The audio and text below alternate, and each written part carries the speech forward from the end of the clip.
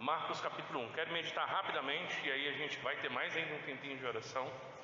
Marcos capítulo 1, do verso 14 a 45, nós não vamos ler todo o texto, só vou dar uma pincelada, vamos falar assim, mas eu quero caminhar contigo. E basicamente a gente poderia resumir esse trecho que vai do verso 14 até o 45 com uma pergunta: quem é Jesus? Quem é Jesus? Esse trecho, como todo o Evangelho de Marcos, tem como finalidade responder essa pergunta: quem é Jesus? Os leitores do Evangelho vão se deparar com essa questão.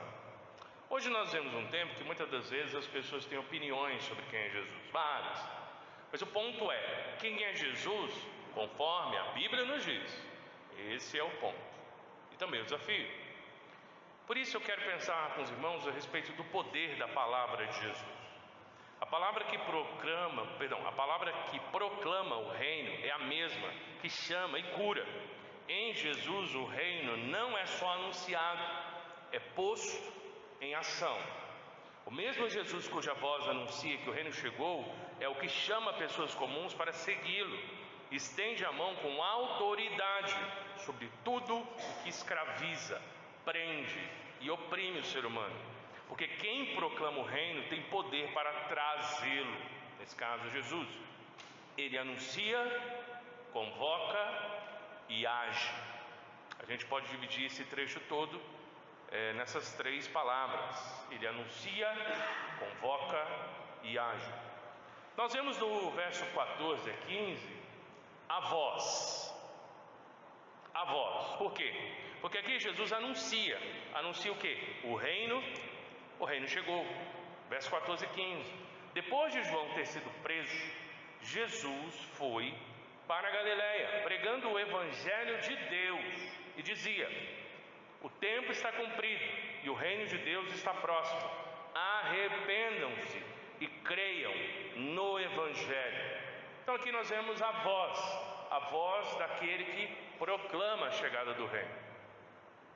Depois do verso 16 ao 20, nós vemos o chamado. O chamado. Jesus convoca: vinde a mim. Acompanhe aí, 16 a 20.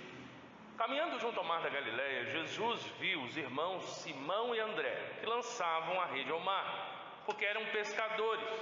Jesus lhes disse: venham comigo e eu farei com que sejam pescadores de homens, ou pescadores de gente. Então eles deixaram imediatamente as redes e o seguiram. Pouco mais adiante, Jesus viu Tiago, filho de Zebedeu, e João, seu irmão, que estavam no barco consertando as redes, e logo os chamou. E eles seguiram Jesus, deixando seu pai de Zebedeu no barco com os empregados. Então aqui nós vemos o chamado, ou seja, é Jesus que convoca. Então Jesus, ele anuncia a voz, Jesus convoca o chamado, e por fim nós vemos a mão, que é um trecho grande, que vai do 21 até o 45. E basicamente o que a gente vê? Uma série de milagres. Aqui diz o verso 21, depois de todas essas coisas, entraram em Cafarnaum, e logo no sábado Jesus foi ensinar na sinagoga. E maravilhavam-se com sua doutrina, porque os ensinava como alguém que tem autoridade, e não como os escribas. Havia algo diferente em Jesus. E aí, na sequência, vai falar a respeito dos milagres. Então, a gente vê aqui, meus irmãos, do verso 21 ao 28, o encontro que Jesus tem com um endemoniado em uma sinagoga em Cafarnaum, né? Tanto que no verso 24, você vê o demônio falando, né? Por meio daquele homem: o que você quer conosco, Jesus Nazareno? Você veio para nos destruir? Sei muito bem quem você é, o Santo de Deus. Isso é muito interessante. O Evangelho de Marcos, um dos temas do Evangelho, é o chamado segredo messiânico. Os discípulos não sabem quem é Jesus, os escribas não sabem quem é Jesus, os fariseus não sabem quem é Jesus, os líderes judeus não sabem quem é Jesus, mas os demônios sabem quem é Jesus. Isso é muito interessante. Gentios sabem quem é Jesus, mas o seu povo não sabia quem ele era. Então por isso que começa com sua pergunta: quem é Jesus? O demônio sabe quem ele é, Filho de Deus. Mas tem muita gente hoje que não faz a menor ideia de quem ele seja. Então você vê uma sequência de milagres aqui, né? Na sequência você vê que Pedro, segundo os católicos, o primeiro Papa, tinha sogra. E aí ele cura a sogra de Pedro, né? E ela vai e o serve. Depois da sequência, no verso 32, você vê um monte de milagres que Jesus faz. 32, à tarde, depois do pôr do sol, trouxeram a Jesus todos os enfermos e endemoniados. Toda a cidade estava reunida à porta da casa, e ele curou muitos que se achavam doentes, de todo tipo de enfermidades. Também expulsou muitos demônios, não lhes permitindo que falassem, porque sabiam quem ele era. Então toda a horda infernal sabia quem era Jesus, mas muitos outros não sabiam. Na sequência você vê também o relato, né, de Jesus pregando na sinagoga, aí, que vai do 35 até o 39, que a oração e a saída para pregar às outras cidades, né, tanto que ele diz aí no 38: vamos a outros lugares, aos povoados vizinhos, a fim de que eu pregue também ali, pois foi para isso que eu vim. E por fim, a cura de um leproso. O que eu quero chamar a atenção dos irmãos nesse bloco está aqui no 45. Mas tendo ele saído, começou a proclamar muitas coisas e divulgar a notícia, a ponto de Jesus não poder mais entrar publicamente em nenhuma cidade. Por isso permanecia fora, em lugares desertos, e de toda parte viam o encontro dele. Aqui nesse trecho nós vamos ver que no Evangelho de Marcos vai começar a popularidade de Jesus. Jesus vai começar a ser conhecido ali naquela região, e Marcos quer mostrar isso para a gente. E aí o que nós vemos então nessa terceira parte? A mão. Porque Jesus age, ele ensina, ele liberta, ele cura, ele toca, ele transforma vidas. Por quê? Porque ele pode, porque ele tem autoridade. Por isso. Agora um adendo: Jesus faz essas coisas não porque ele é um curandeiro, não é um João de Deus, Deus o livre, né? Não é esses curandeiros que tem por aí, que vai curando, né? No passado no Brasil tinha isso aí, pessoa que fazia operação espiritual, um tipo de curandeiro popular. Não, Jesus não é isso. Todos esses sinais, eles tinham a função de mostrar que o reino de Deus chegou e que aquele era o Messias prometido, ele era o Filho de Deus. Essa é a finalidade dos milagres.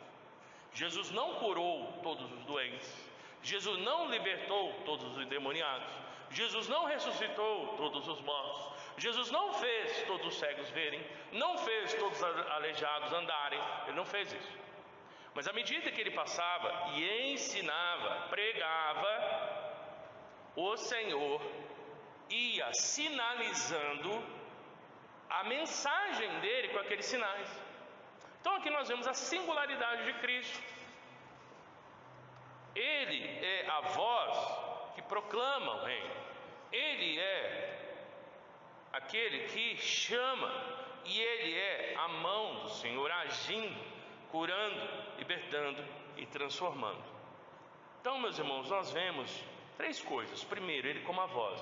O reino, ele não é um dia na vida das pessoas, ele é hoje. As pessoas precisam parar de adiar, tomar uma decisão para com Deus. Uma impressão que eu tenho é que geralmente as pessoas, elas têm na cabeça delas que existem três tipos de pessoas: o ímpio, que vai para o inferno; o crente, que vai para o céu; e a pessoa que não é crente, mas é boa. Então a gente fala assim: não, essa pessoa é muito boa, a pessoa não é crente, mas ela é boa. Meus irmãos, não tem essa terceira categoria. Tem crente e incrédulo. O que diz lá no Evangelho de João, capítulo 2? Pois quem tem o Filho tem a vida. Primeira categoria, quem tem o Filho. Segunda categoria, mas quem não tem o Filho, o que diz? A ira de Deus, ok, permanece sobre ele. Então não tem a categoria, a pessoa é boa, só falta crer em Jesus. Então quer dizer que eu posso ser uma pessoa boa e está tudo bem? Não, não está tudo bem. Ou a pessoa nasce de novo, ou ela continua a ser filha de Adão e só ter o velho homem e a condenação esperando. Você veja que a condenação não é uma coisa, a ira de Deus não é uma coisa que vai acontecer, ela já está acontecendo, ou de certa forma ela já está presente naquela vida, porque diz que quem não tem um filho, a ira de Deus permanecerá, encontrará. O verbo não está no futuro, o verbo está no presente, permanece, não é permanecerá, é no exato momento, a pessoa está nessa condição. Então, portanto, nós vemos aqui na primeira parte Jesus como a voz sobre a urgência de tomar uma decisão em relação a quem é Jesus. Essa, na verdade, é a decisão mais importante que as pessoas têm que tomar na sua vida: responder a uma pergunta: quem é Jesus para mim? E a gente precisa ajudar as pessoas a se depararem com essa pergunta e não fugirem dela, lidarem com ela, nem que incomode, porque a eternidade dela depende da resposta dessa pergunta: quem é Jesus para mim? Quem é Jesus? Outra coisa que nós vemos aqui no chamado, meus irmãos, é que Jesus, ele não chama torcedor de arquibancada, ele chama homens para ganharem vidas. Ele chamou cada um desses, conforme é colocado aqui, para que eles fossem pescadores de homens, ou seja, para que eles fossem discípulos, para que eles servissem.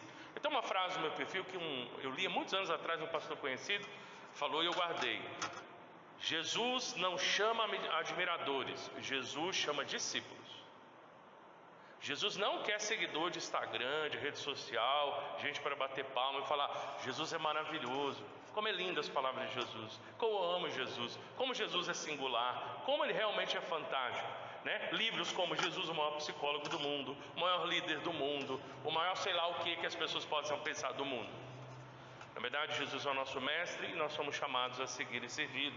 E por fim, meus irmãos, aqui pensando na questão de Jesus como a mão, nós temos que entender que a mesma mão que tocou leprosos, a mesma mão que tocou pessoas que eram tidas como impuras, marginalizadas, é a mesma mão que pode tocar hoje qualquer pessoa em qualquer circunstância e trazer mudança de vida. Jesus expulsou demônios. Você quer uma escravidão maior que essa? Expulsou demônios, fez cegos verem, coxos andarem, mortos viverem, pessoas doentes voltaram a ter a sua vida sã. Mas o mais importante de tudo, Jesus nos levou da morte para a vida, porque Ele é a fonte da vida. Então Jesus tem poder para transformar qualquer vida, não importa a circunstância que esteja. E Marcos quer trazer isso para a gente. Ele tem essa autoridade, ele tem esse poder, ele age, ele é o Filho de Deus. E nós precisamos proclamar Jesus dessa forma, como aquele que tem autoridade sobre tudo aquilo que oprime o ser humano: doença, angústia, opressão espiritual, e inclusive ele tem autoridade sobre a morte. Não que ele vai ressuscitar todas as pessoas, a maioria das pessoas vai morrer, até quem ressuscitou um dia morre. Mas o ponto é, de maneira definitiva, ele tem poder sobre a morte. E por isso, eu e você não precisamos ter medo dela. O nosso Senhor venceu a morte, ele tem poder, ele tem autoridade. Oramos por vários irmãos e irmãs, familiares e conhecidos que estão enfrentando situações delicadas, ainda mais no contexto nosso aqui da cidade. Vira e mexe, a gente sempre vai encontrar pessoas assim.